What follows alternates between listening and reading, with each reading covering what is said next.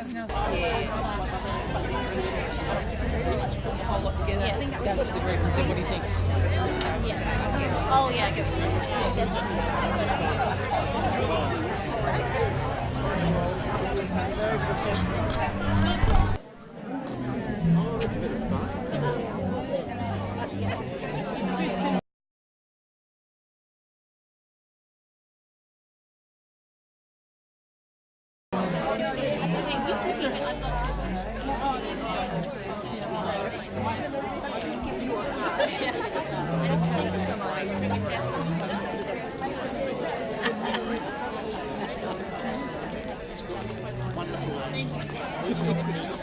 Oh, right. Okay,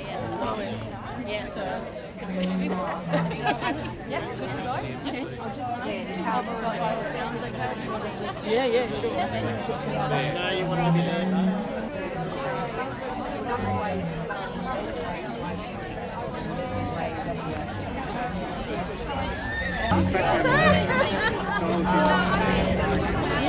Good morning.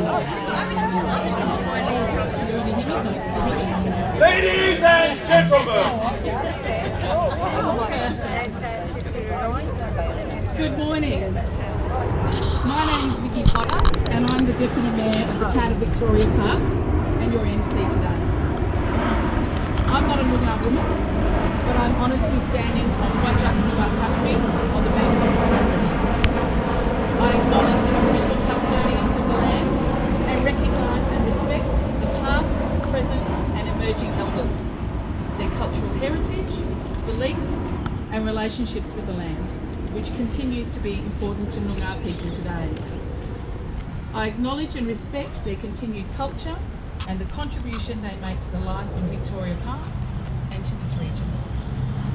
On behalf of the town, I warmly welcome you all to this very special event this morning, the unveiling of Empty Arms, Broken Lives.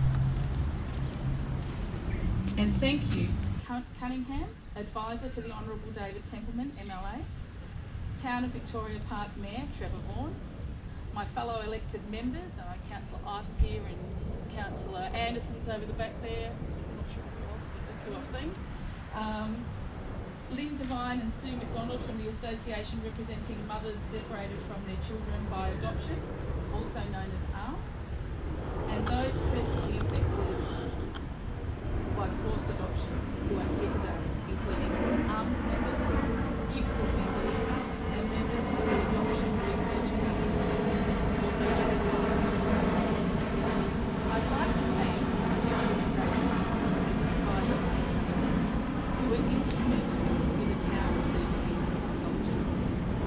Lynn Devine and Sue McDonald from ARMS, Reg Paisley from Relationships Australia, WA, and the Victoria Park Community Garden for hosting our morning tea and donating the beautiful sunflowers I see.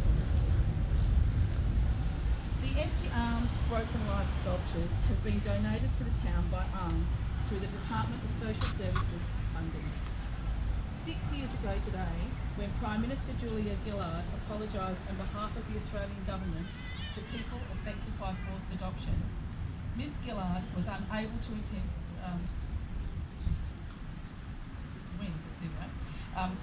she apologised.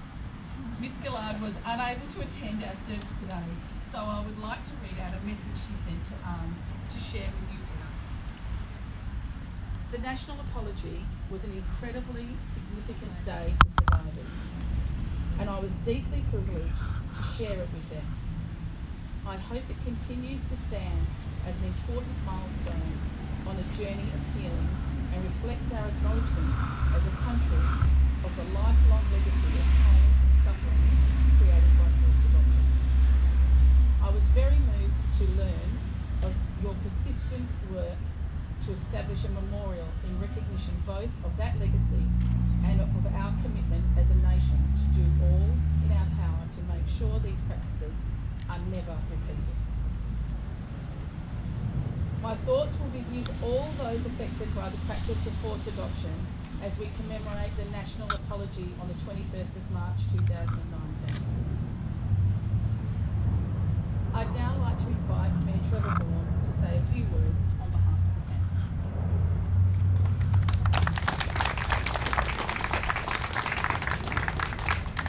Thanks very much. Thanks very much, Vicky. And welcome everybody. It's great to see so many people here on this particular very important occasion of our local Community Council.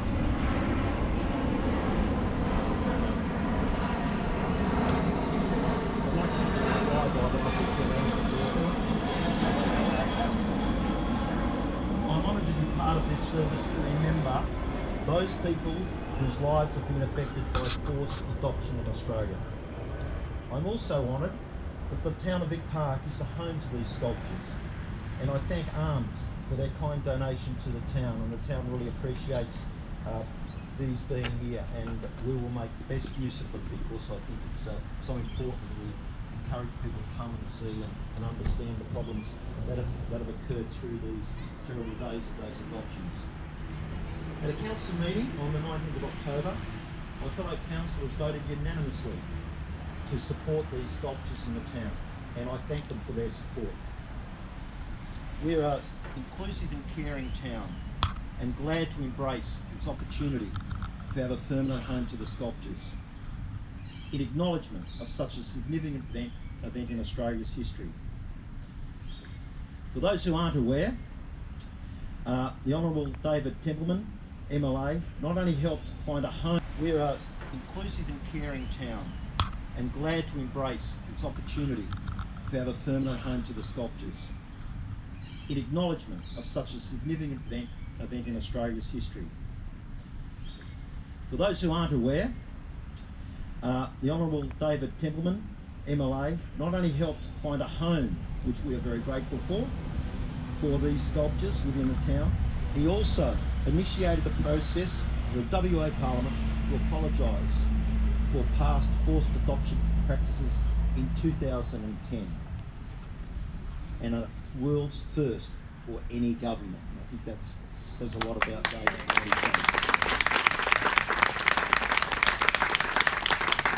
done. 3 years before the Australian Parliament actually did it. And I'd just like to add, I know that David is a very caring and wonderful person, and on a personal note, I'm very pleased that he's here today, and I'm very pleased for all the work he's done, not only in this area, but in other areas of caring for people and communities. So, Minister Templeman, on behalf of everyone here, I'd like to thank you for championing and recognition of forced adoption in Western Australia and being part of the next chapter within the town of Victoria Park. I might add, David Smith, when he's not in Mandurah, around Vic Park, so I'm sure he'll come and see these and reflect like you all will. So I hope Vic Park does become a place of reflection and remembrance for people all over Perth who've been affected by the forced adoption. And I know a lot of you here in attendance today are those people, and I'd like you to know that we welcome you here anytime.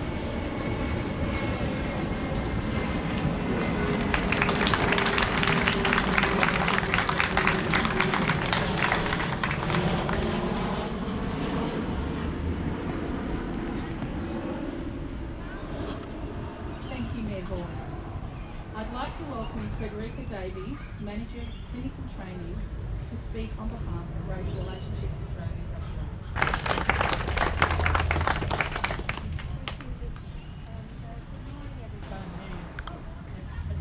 Better? Good morning, everyone. In my role as Manager of Clinical Training at Relationships Australia WA, on behalf of Susan Visser, our Executive Director, and Reg Pasley, the Senior Manager of Relationships Australia's WA's Forced Adoption Support Service, who are both here today, I want to thank ARMS and the town of Victoria Park for this invitation to celebrate the unveiling of the Empty Arms, Broken Lives memorial sculptures. Through our Forced Adoption Support Service, based at Lanterns House in Belmont, Relationships Australia WA has been able to provide a grant to ARMS to fund these memorial sculptures. I want to warmly congratulate the group for the successful completion of this endeavour. In paying tribute to what these memorial sculptures mean to the mothers whose children were taken from them, we need to think about the trauma that was experienced by them. Psychiatrist and trauma specialist Lou Pozzolino tells us that trauma is a state of high arousal in which normal coping mechanisms are overwhelmed in response to the perception of threat. Mothers that I have spoken to who had their children taken from them talk about the context in which this was done to them. For some mothers, the context was one where they were shamed, not listened to, in some cases deprived of the physical care that they needed, their bodies violated through cruel and demeaning treatment, and isolated from friends, families and partners who could have supported them. It is this context, along with the act of the taking of their child, which creates the darkness and emotional and psychological pain which many struggle with for the rest of their lives. Such trauma has an impact on a person's developing sense of identity. The questions that we all have are, am I a good and worthy person? Am I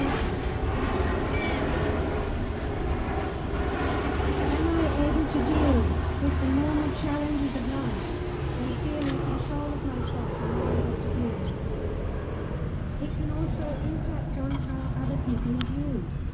Are they safe? Are they trustworthy? Are they going to take away my control in any situation? These become crucial, if not consciously thought, concerns in interacting in the world. Although some mothers have gone on in life to experience strong and supportive relationships, for others the experience of forced adoption and the resulting distrust of others have created increased challenges in establishing and maintaining an intimate and supportive relationship. And in some cases, this can ripple out to their relationships with their children, both the child that was taken and any other children that they have. For some, it also leaves a legacy in the body from the experience of their life and body no longer being in their realm of control, but in the control of others. Their nervous systems can be in a permanently switched on state of over-arousal to watch for anything that could be a threat. And this state of over-arousal, which is aimed at being self-protective, can ultimately take its toll, having an impact on mental and physical well-being. And so whereas those of us who haven't had their experience manage things in our lives such as undergoing a medical or dental procedure, signing a formal paper of some kind with a manageable level of stress, a mother who has had her child taken in such a situation may be triggered back into the earlier experience of powerlessness, of being demeaned and dismissed as a person. And in this instance, other people may see them as overreacting or as being difficult. Because another may find that certain language triggers the early experience of being dismissed, ill-treated, and having their feelings, needs and wants delegitimized and invalidated. So what does this mean for those of us who work with the mothers or who are part of their lives in some way? Research both nationally and internationally has identified that people with trauma histories make up a significant number of the people who access health and community services. And this has raised the call to create a trauma-informed culture within services. The core principles of a trauma-informed care model, for those of you who don't know, are safety, trustworthiness, choice, collaboration, and empowerment. And if we think about the trauma that the mothers who had their children taken have experienced, we can hear from their stories that they didn't feel safe. They couldn't trust the people who were in control of their lives through the pregnancy and birth. They had no choice in the final act of their child being taken. It wasn't a collaborative decision, but an imposed one, and they felt powerless in response to all of the above. So we can't change this history, but we can listen and acknowledge their experience and how it has impacted on them.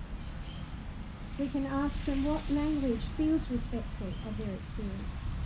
We can work collaboratively with them in matters that affect them. And we can also salute and celebrate their resilience and courage in finding ways to empower themselves, to to live a life of meaning for themselves and others. The sculptures of Empty Arms, Broken Lives gives us an image to acknowledge the anguish many have suffered and to celebrate their courage in telling their stories. On behalf of Reg Castley, our manager of the FAST program, and his team, and Susan Visser and all the executive team at Relationships Australia WA, I wish again to congratulate the members of ARMS for staying committed to having your stories heard and this memorial created. Thank you.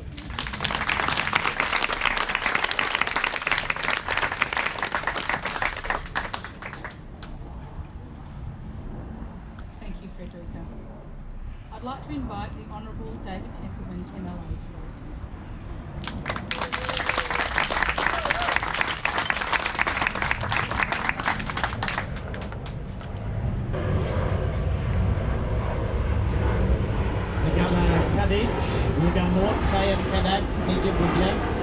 I also would like to acknowledge Yungo people. Pay my respects to their elders, past, present and emerging. Can I acknowledge Mayor Trevor Vaughan, Councillor and Deputy Mayor Vicky Potter, Councillor Ife and Councillor Anderson. Can also acknowledge in the audience today the Honourable Eric Ripper, who is here. Can I acknowledge Chair of ARMS, Lynn and Sue, all members, particularly all the wonderful women here today, and families. Our first female Prime Minister of Australia stood in the Parliament, the federal Parliament, and gave the national apology on the 21st of March. Which followed a number of other apologies by other state parliaments and jurisdictions around Australia. Which also triggered, of course, as we know, apologies made across the world. These are moments in time, but they are such important moments, and so they must be recognised. I am so appreciative to you, Mayor Trevor Vaughan, and your council and your magnificent staff for understanding that we needed to have Empty Arms and Broken Lives find a home. I thank you for your courage to understand the importance to so many people that these sculptures have found a home, and it's appropriate it's in Victoria Park. Because your council has a tremendous history of recognising the importance of opening our hearts to all people of all backgrounds and understanding that we are human beings and that our relationships are so important and that compassion and love will always win over adversity, will always win. And I thank you sincerely, Mayor, and your councillors for allowing us to have this memorial here.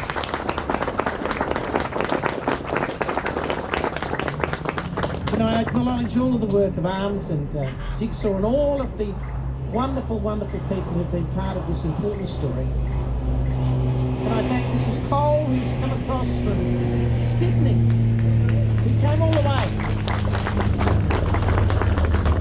Wasn't able to be at our apology in 2010. She was not well, and I know I spoke to her on the phone I think the day before. She was unwell and she couldn't get there, but I know she was there with us in spirit. But I'm so glad you're here with us this morning. It's wonderful.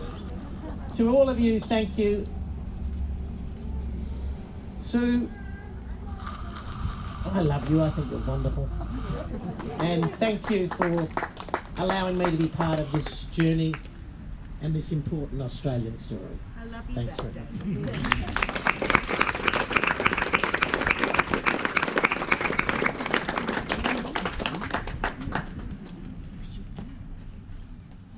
Thank you, Minister Templeman. It now gives me great pleasure to introduce Michelle Davies. a foundation member of ARMS, who will be accompanied by Lynn Devine. Michelle is 91 years of age and was separated from her son 62 years ago.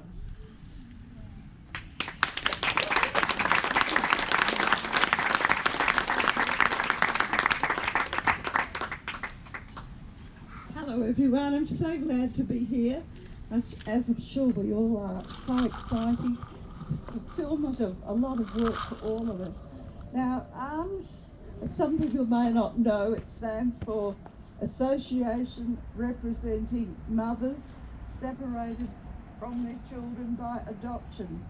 We wanted to change the laws when we started ARMS and the policy so that when the child became 18, we and our children would have the legal right to meet.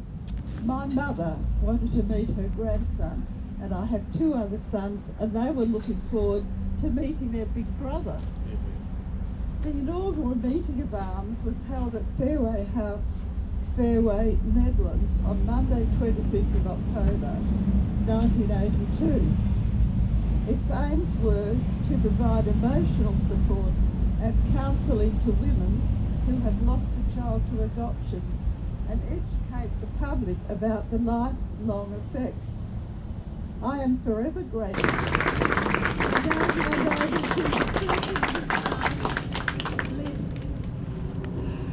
Thank you, Michelle.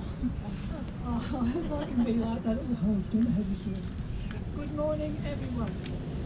I want to begin by thanking as many people as I can right at the start.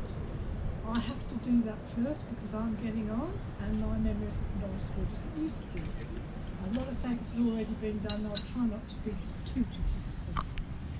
First of all, on behalf of ARMS, I want to thank Mayor Trevor Vaughan, his councillor, and the town of Vic Park for accepting our donation of Empty Arms, Broken Lives, and allowing us to place our tableau here in this beautiful place.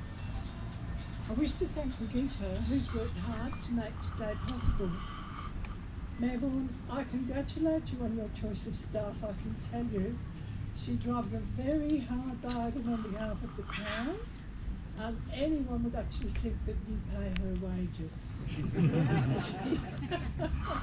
But she's been great. I thank Minister Templeman and his staff who worked so hard to bring about the first equality in the world for past adoption practices in 2010. I thank Dr. Christine Cole, who fortunately is here, and Sue McDonald for their efforts as part of the Apology Alliance to bring to public scrutiny the atrocities that were committed against vulnerable mothers and their deeply loved sons and daughters. Included in that are thanks to all members who have worked so hard over the years to right the wrongs of the past. There are hundreds, if not thousands of you, and each has made a contribution, be it a letter to your local MP, your presence in Parliament at adoption debates, maybe a phone call or two, submissions to standing committees. Each small task contributes to the whole and brings us here today for the unveiling of this memorial in the hope that what was done to mothers, fathers, sons and daughters in the past will not be repeated in the future. Thank you also to the Department of Social Services that made this funding available through Forced Adoption Support Service run by Relationships Australia. A special thank you to Eric Little. Thank you so much for coming today. He was supportive of ARMS right from the early years. Shirley Mould, a long-service president of ARMS, would like to be remembered to you. She is too frail to attend today, but she remembers well the contribution of yourself and Jackie Watkins, as she was then, and other members of Parliament.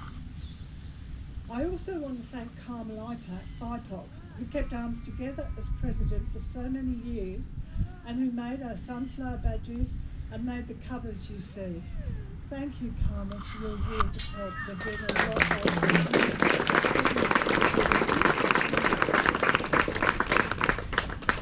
As Michelle says, ARMS was formed 30 years ago.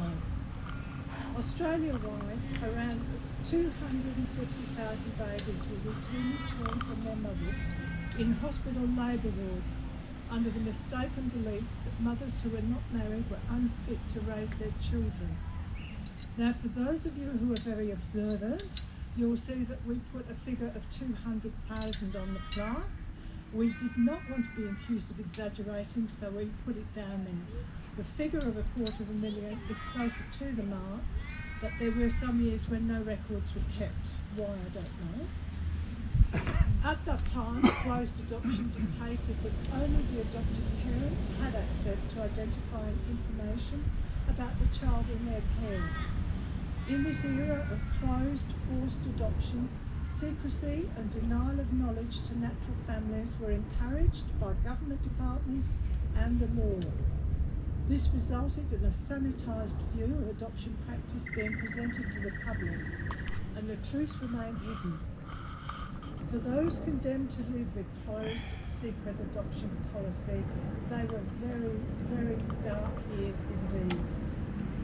I have always found it odd that there is so much recognition of the shock and pain felt by parents whose children disappeared for unknown reasons. We were supposed to go around and forget that our children disappeared too. We were blamed and killed for having the audacity to question what had been done to us. Dehumanised and debabied, we were left to cope with the lifelong impacts of trauma, untenable loss, and the legacy of having to navigate the damaging ripple effects within our families, our personal relationships, and subsequent generations. Upon reunion, some mothers found that their children had died in early childhood. For others, their children had committed suicide, and for some, their children had been abused in some way, physically, psychologically, or sexually. I am always reminded of a note from the mother one day who said, "They told me my child needed a father, and they gave her to a pedophile." Many of our children displayed attachment disorders, identity issues, abandonment, anxiety and depression. Some had been returned by their adoptive parents to the department because they decided that adoption did not work for them. Some children had never even been adopted and spent their lives in care. And we were never told. Many of our adopted sons and daughters were so angry at their perceived abandonment that they refused to have anything to do with their natural families at all. Some mothers are so deeply traumatised that they're unable to cope with the re-emerging trauma symptoms, which often resurface during a reunion with their adult child. Many mothers killed themselves because they were unable to reconcile the trauma and loss adoption had inflicted on their lives, and we have remembered them on our plaque.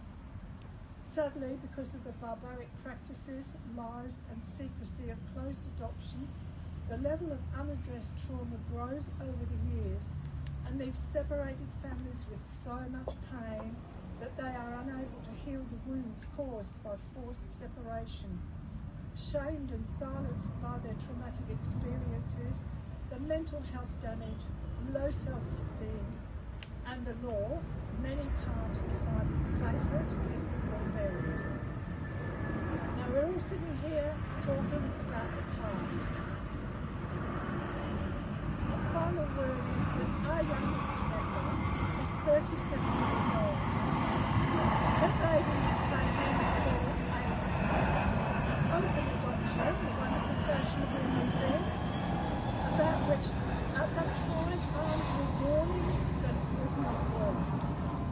She has had a lifetime of hell, and I acknowledge her and I want to remember that it still is happening, and we have to be very, very careful not to repeat the crimes, and they were crimes of the past.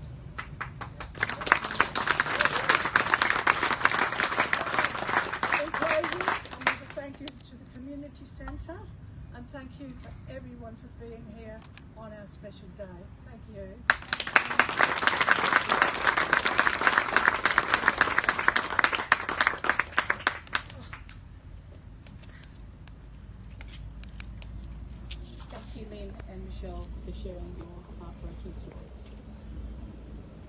I'd now like to join Lynn and Michelle in the unveiling of the memorial.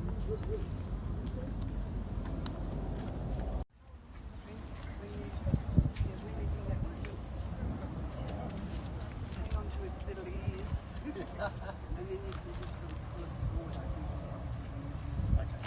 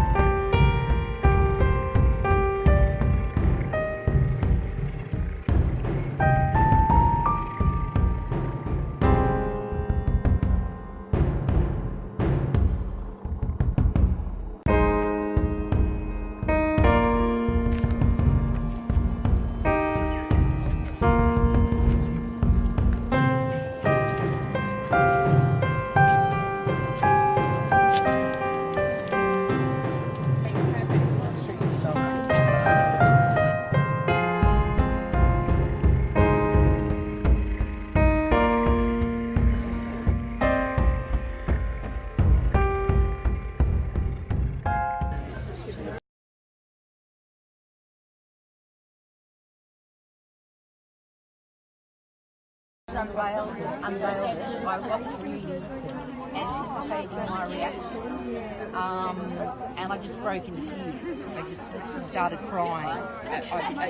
It just made it feel so real, you know, the sculpture made what happened to us, because as you know, it's been 50 years ago for me when I had my daughter taken from me, and I never actually saw it.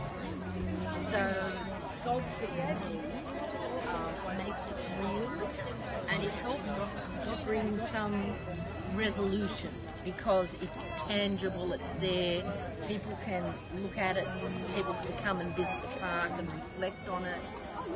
Whereas, like what one of the ladies who was giving a speech, Lynn's mum said, you know, we were just basically told to go away and never speak about it again. And we were threatened, we were coerced, we were drugged, we were brutalised, and we lived in deep, deep trauma. And like she said, it's not, you know, people say, oh, well, you know, your parents, your child with good parents. We didn't know where our children were. As far as our bodies went and our minds went, our babies were kidnapped.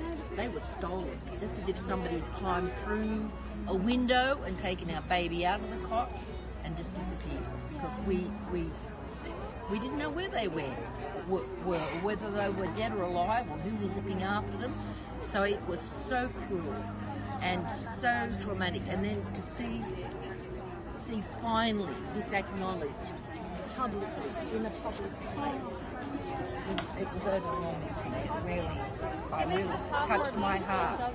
Pardon? It makes the park more beautiful, doesn't it? Absolutely more beautiful, and it really, really touched my heart.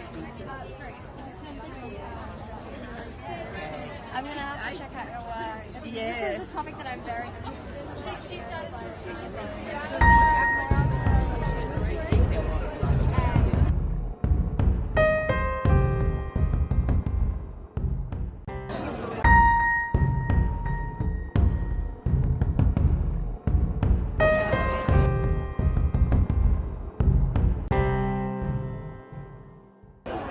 acknowledges the success and dedication of the Apology Alliance towards obtaining apologies Australia-wide.